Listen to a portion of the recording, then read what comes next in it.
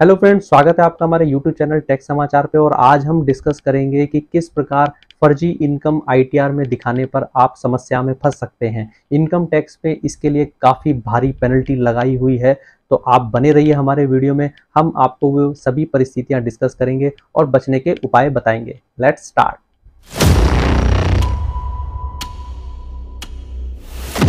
Hello friends, जैसा कि आपको पता है कि कोरोना काल के बाद से सभी लोगों ने अपने इनकम को डिस्ट्रीब्यूट करने के लिए फैमिलीज के सदस्यों में इनकम ट्रांसफर करना शुरू कर दिया है, जिसका आभास CBDT central board of direct tax को हो गया है। इसीलिए फर्जी इनकम डिक्लेरेशन को आप कृपया करके इमीडिएट स्टॉप कर दें, क्योंकि इसके लिए सरकार ने काफ़ी कड़े कदम उठाए हुए हैं। सेक्शन 115 BBE में अमेंडमेंट किया गया है, जिसमें अमेंडमेंट करते हुए ऐसी सभी परिस्थितियों को डील करने के लिए काफ़ी भारी भरकम टैक्स लगा दिया गया है। हम आपके साथ डिस्कस करेंगे वे सभी इनकम टैक्स की मेजर सेक्शंस जो आपको जाननी जरूरी है। सेक्शंस 68 से लेकर के 69D तक के जो प्रोविजंस हैं वे सभी 115 BBE की पेनल्टी के अंतर्गत आते हैं, जिसमें आप सभी को उम्मीद करना चाहिए कि आप इन सब में ना फंसे।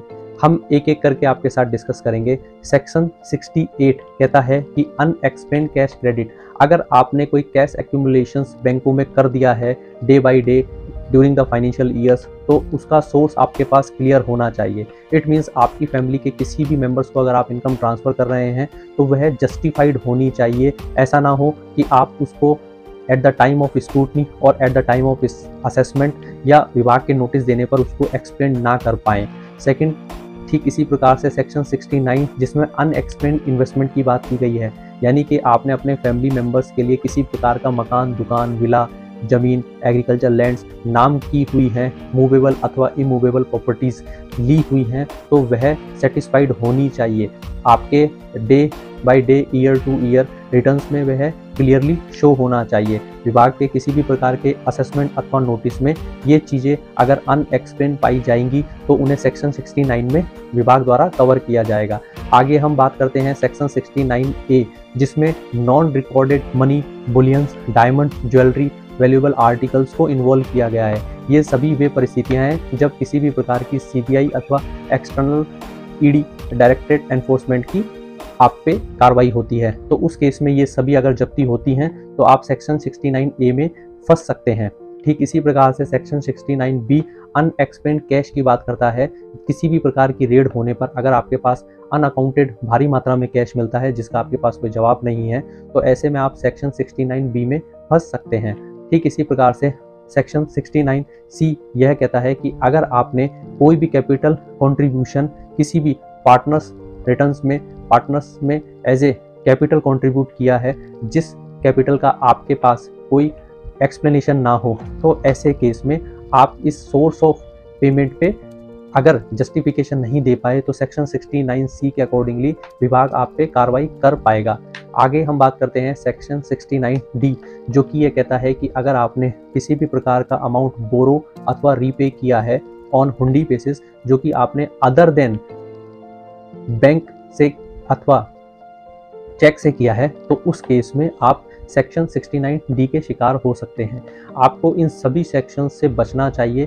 किसी भी परिस्थिति में अगर आप किसी विभाग की कार्रवाई में, नोटिस में अथवा किसी भी प्रकार की स्क्रूटनी अथवा रेड में इन सेक्शंस में कवर होते हैं, तो आप पर ऑटोमेटिकली सेक्शन 115 BBE के प्रोविज़न एप्लीकेबल हो जाएंगे, जो कि ये कहते हैं कि इन सभी unexplained cash, investment, money, jewellery, bullions, valuable articles जो भी हैं, जितने भी immovable, movable, hard cash funds अथवा इन्वेस्टमेंट हैं, इन सभी को 60% टैक्स के दायरे में रखा जाएगा, जिस पर 25% से सरचार्ज अलग से लगेगा। तो ओवरऑल 85% के लमसम सरकार ने इस सेक्शंस के थ्रू टैक्स ऑलरेडी लगाया हुआ है।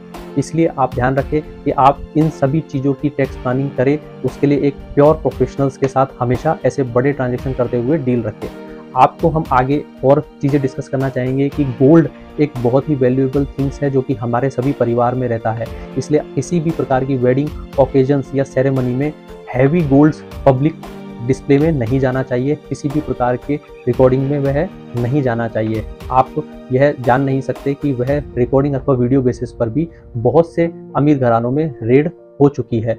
एज पर CBDT central board of direct tax के सर्कुलर के अनुसार एक शादीशुदा महिला 500 ग्राम तक गोल्ड रख सकती है और एक अविवाहित महिला 250 ग्राम तक गोल्ड रख सकती है और एक पुरुष 100 ग्राम तक गोल्ड रख सकता है, उसको पहन सकता है, उस पर किसी प्रकार के नोटिस की कार्रवाई नहीं है। साथ ही आपको इन सब चीज़ों से बचाव के लिए AIS एनुअल इंफॉर्मेशन सिस्टम की जानकारी भी होनी जरूरी है। AIS एक मैकेनिज्म है जिसने बहुत से ट्रांजेक्शन्स को इनकम टैक्स में पैन और आधार बेसिस पर लिंक किया हुआ है, जिसकी day by day, month two month report विभाग को दी जाती है। अगर हम बैंकिंग ट्रांजेक्शन्स की बात करें, अगर आपने कैश डिपॉजिट्स अपने बैंक्स में during the financial year 20 lakh से ज़्यादा किया है तो बैंक इसकी AIS इनकम टैक्स विभाग को भेजेगा। ठीक उसी प्रकार से अगर आपने 1 करोड़ से ज़्यादा का कैश विड्रॉल किया है अथवा डिपॉजिट किया है तो उसकी भी इंफॉर्मेशन जाएगी, और 1 करोड़ से ज़्यादा का आपने विड्रॉल किया है तो TDS काटने पर ऑटोमेटिकली आपके ट्रांजेक्शन्स इनकम टैक्स के साथ पैचअप कर दिए जाते हैं। ठीक इसी प्रकार से अगर आपने 50,000 से अधिक का कैश एक दिन में डिपॉजिट कराया है तो पैन मैंडेटरी रहेगा, जिसका इन्फॉर्मेशन इनकम टैक्स को जाता है। अगर आपने कोई प्रॉपर्टी 30 लाख से ज़्यादा की परचेज की है तो उसकी 100% report on the same day और on the very next day विभाग द्वारा इनकम टैक्स को तुरंत पहुंचा दिया जाता है। ठीक इसी प्रकार से अगर आपने कोई भी गुड्स परचेज किया है मोर देन ₹2 लाख तो उस पर TDS के प्रोविजंस हैं, उसकी रिपोर्ट्स भी इनकम टैक्स को डायरेक्टली सपोर्ट की जाती है। ठीक उसी प्रकार से अगर आपने कोई भी लोन अथवा एडवांस कैश में दिया है तो वो भी इनकम टैक्स में सेक्शन 269SS और 269ST के अकॉर्डिंगली डिसअलाउ है। तो ये सभी प्रैक्टिस विभाग ने ऑलरेडी ब्लॉक की हुई हैं, इनको आपको ध्यान रखना चाहिए और कोशिश करनी चाहिए कि आप इनमें ना फंसे। अब हम आपके साथ ब्लैक मनी को वाइट में करने के कुछ ऐसे तथ्यों के साथ डिस्कस करेंगे जो कि हमारी इकोनॉमी में प्रयोग किए जाते हैं। हमारी ब्लैक मनी जनरेशन्स के जो मेजर आइडियाज़ हैं वे हवाला हैं, मनी लॉन्ड्रिंग है जिसमें फिजिकल कैश को सर्कुलेट किया जाता है, बड़ी मात्रा में जो फिजिकल करेंसी है उसका प्रयोग सभी तरह से कैश को रोटेशन में किया जाता है, जो बिजनेस हमारे एग्जम्प्ट सप्लाई के हैं वहाँ से कैश जनरेशन किया जाता है, हमारे डमी जो फर्म्स हैं उनको बना करके एक सप्लाई चेन मैनेजमेंट किया जाता है सप्लाई का, जिससे कि कैश मेंटेन किया जाता है एक जगह पे। ठीक उसी प्रकार से शेल कंपनियां बना करके फंड को ट्रांसफर किया जाता है, ट्रस्ट अथवा NGO बना करके भी आपको कैश जनरेशन की प्रैक्टिस हमारे समाज में देखी जा सकती है। ठीक उसी प्रकार से पॉलिटिकल फंडिंग्स जो हैं वो भी कैश जनरेशन करने का, कैश एक्यूमुलेशन अथवा फंड एक्यूमुलेशन करने का एक सोर्स है। ज़्यादा से ज़्यादा जो हार्ड कैश है वह गोल्ड डायमंड्स में प्रयोग किया जाता है। हार्ड कैश का प्रयोग मोस्ट ऑफ गोल्ड को सर्कुलेट और एक्यूमुलेट करने के लिए हमारे जनरल सोसाइटीज़ में किया जाता है। फिजिकल गिफ्ट की प्लानिंग की जाती है, जिसमें फिजिकल आपने जो हार्ड कैश दिया है और उसके कंसीडरेशन को गिफ्ट द्वारा कोई भी असेट्स या कोई भी लैंड बिल्डिंग को ट्रांसफर करके हुए मैनेजमेंट किया जाता है।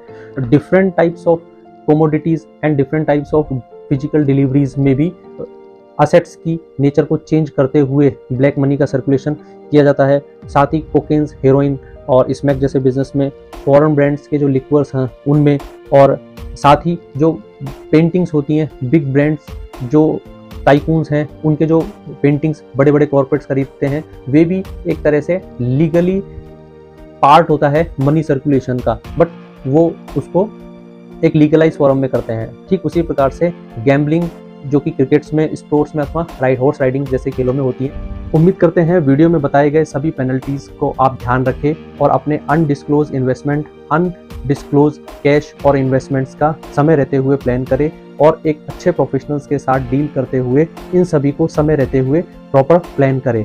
आपको हमारा वीडियो कैसा लगे आप हमें कमेंट करके बताएं। आप हमारे वीडियो को लाइक कर सकते हैं, शेयर कर सकते हैं और हमारे चैनल को सब्सक्राइब करें। हम आपके लिए नए सब्जेक्ट के साथ फिर मिलेंगे, इसी उम्मीद में। आप सभी का धन्यवाद। Thank you.